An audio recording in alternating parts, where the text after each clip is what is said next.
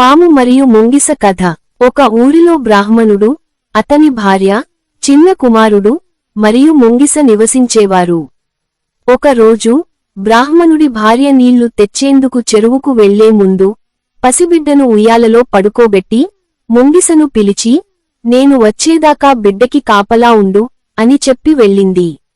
ఆమె వెళ్లిన తర్వాత ఒక పెద్ద త్రాచు పాము ఇంట్లోకి వచ్చి పసిబిడ్డపై దాడి చేయడానికి ప్రయత్నించింది. ముంగిస తన విశ్వాసంతో పామును చంపి బిడ్డను రక్షించింది. తరువాత బ్రాహ్మణుడి భార్య ఇంటికి తిరిగి వస్తూ ముంగిస నోటినిండా రక్తాన్ని చూసి, అయ్యో, నా బిడ్డను చంపేసిందా అని భావించి కోపంతో నీళ్ల బిందెను ముంగిసపై పడవేసి దానిని చంపేసింది.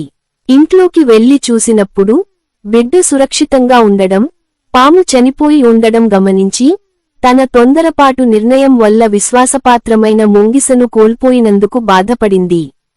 నీతి: తొందరపాటు నిర్ణయాలు తీసుకోవడం కంటే సత్యాన్ని తెలుసుకోవడానికి ముందు ఆలోచించడం అవసరం.